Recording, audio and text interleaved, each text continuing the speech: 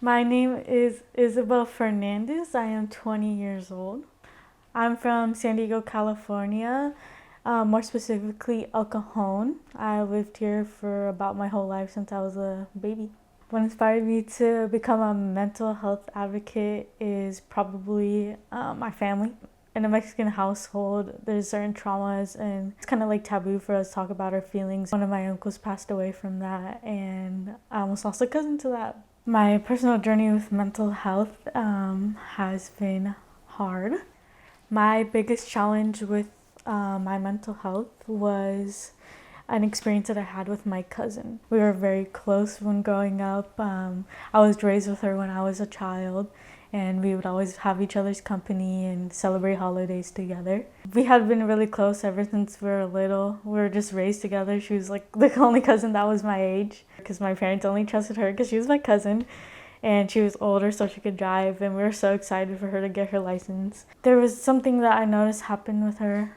She would just kind of look off into the distance, and I could tell she was thinking about something when she was talking to this guy who took advantage of her.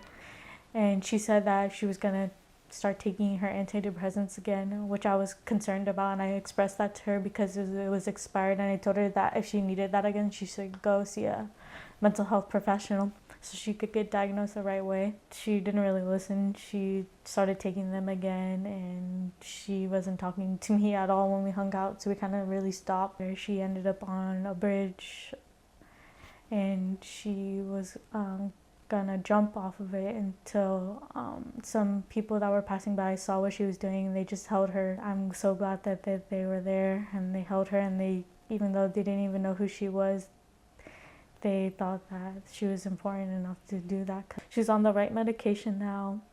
She's doing better. I'm so glad that we made a safe enough place for her to go back to a mental health professional and get help. And I'm glad she's still here with us today. And then after that, I felt like I needed someone to talk to. So I started talking to my mom. It was first my mom about my feelings. It was hard for the both of us to learn how to communicate about our emotions because in Mexican culture, it's kind of like taboo to talk about your feelings. So it was hard for us, but then like she started understanding that feelings were valid.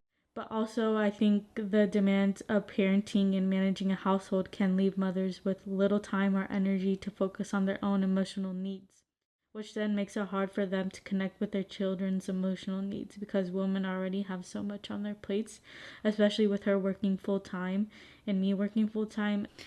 And that's what I kind of wish people knew more about her, is like how much she cares. She just helped me become a better person, like ultimately as a whole. So I don't know if it's maybe like manifestation. Her writing did influence me to just put more of my emotions and my feelings in, kind of like not my argumentative personality, but like my passionate personality into bettering the community. I felt like I got a lot of things off of my chest that I had kept there for way too long. It was very heavy to carry. But the truth is that everyone goes through things. Even though it may not be the same, we still experience trauma in our lifetime. My mental health has changed a lot since going through my trauma.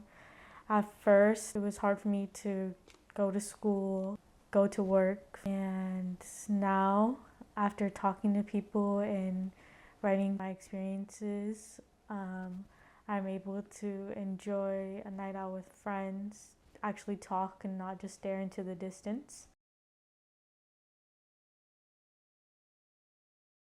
In a world where we're moving so fast, we need to take a moment to ask how they are, because at times that's all a person needs.